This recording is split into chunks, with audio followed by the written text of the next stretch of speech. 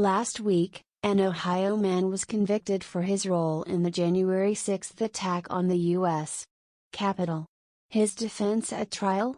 Donald Trump made him do it. The jury rejected Dustin Thompson's argument that he should be acquitted because he was simply following orders from the then president, returning guilty verdicts on all 6 offenses Thompson was charged with, including obstruction of an official proceeding.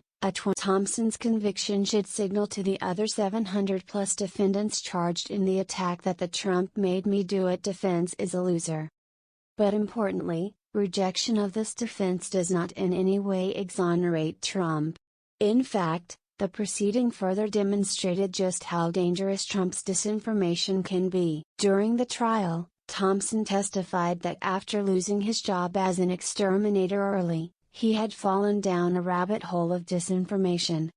In blaming Trump for Thompson's conduct, his lawyer argued that the former president had engaged in a sinister plot to encourage Thompson and other supporters to do his dirty work. During his opening statement, attorney Samuel Szymanski told jurors that Trump had spread lies and used his position to authorize this assault. But a person is not exonerated from a crime just because someone else told him to do it. When a person hires a hitman to kill someone, the killer can't simply blame the person who hired him and expect to avoid liability. Even members of the military have a duty to disobey an unlawful order.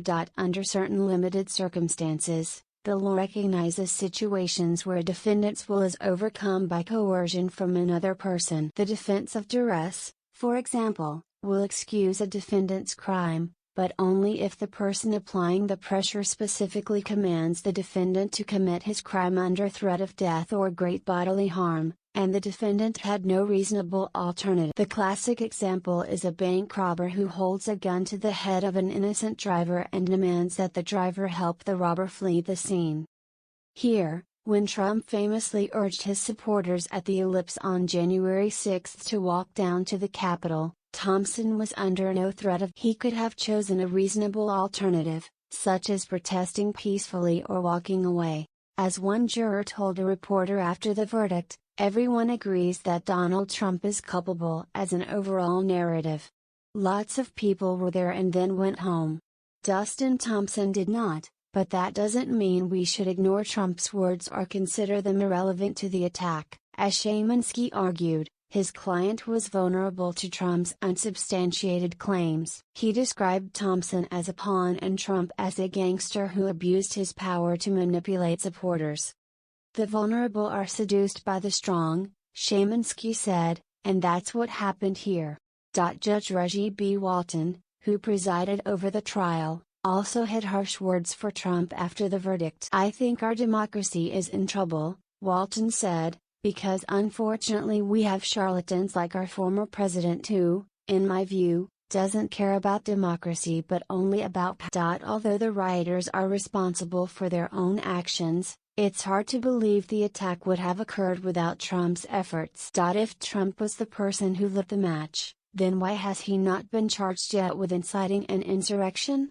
Such a charge would be risky because of First Amendment protection. Politicians frequently urge their supporters to fight for what they believe in.